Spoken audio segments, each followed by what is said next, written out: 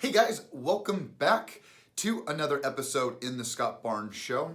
Wanted to say thanks for coming along. For you guys that have been not only subscribed but have seen a lot of my videos, I just want to say thanks for coming along and being a part of the bearded journey. That being said, I wanted to go over something that's really important when it comes to your beard and your hair, and the ratio that each should be to have a nice cohesive look and image that we can go out showing that everyone that we're taking very well care of our beard and our hair.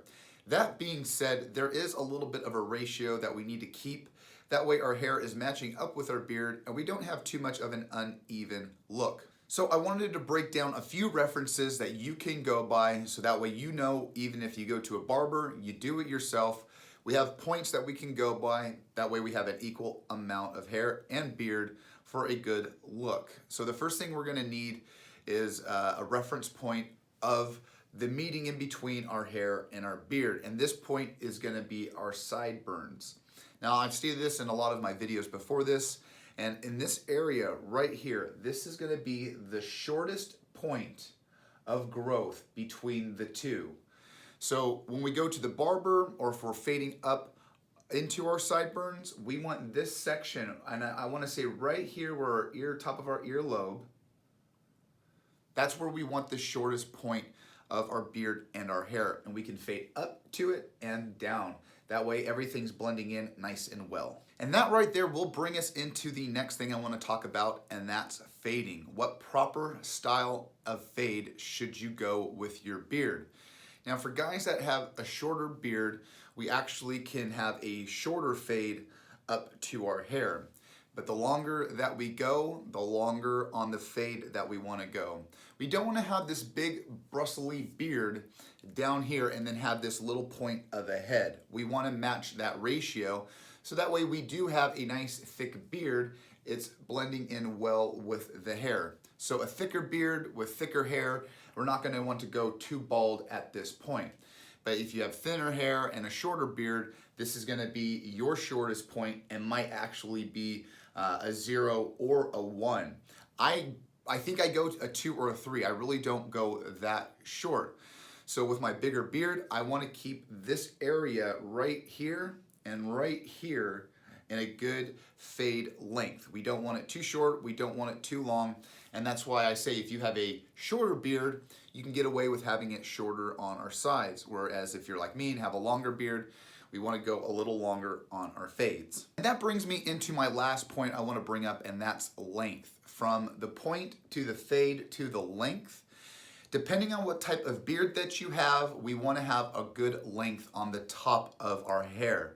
So once again, if we're rocking a shorter beard, we really want to have maybe a shorter length on top. So like I said, we're matching the ratio. If we're having a longer beard, even if we want to have it Viking style where it's all shaved up right here, we'll want a longer top. That way we're matching up the beard. Kind of like a tree, right? The roots match the top of the tree. So however big the tree is, that's how big the roots are underground. So we want that nice even look. So if we can adhere to those techniques, everything should be proportionately ratioed.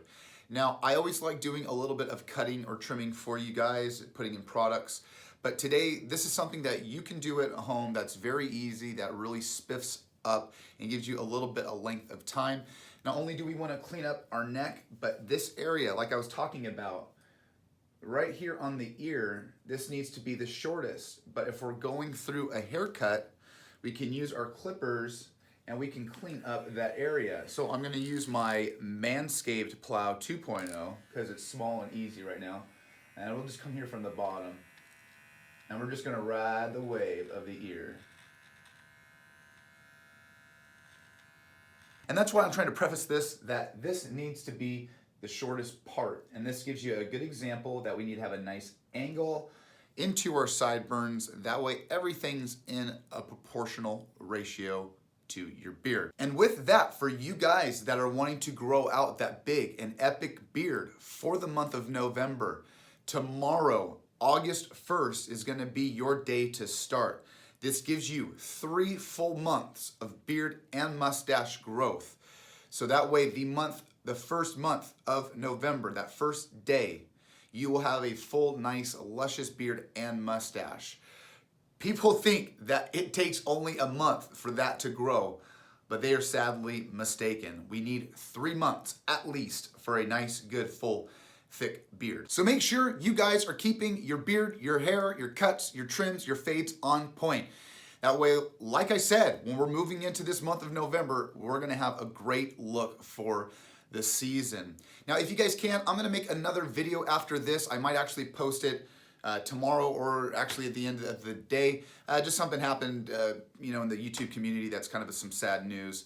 So, like I said, if you guys check out my video yesterday, trying to post some new content for you guys. I just want to bring some new things to you. So like always, you guys like and subscribe. Check me out, all that social media. Love you like always. I'll see you on the flip side. See ya!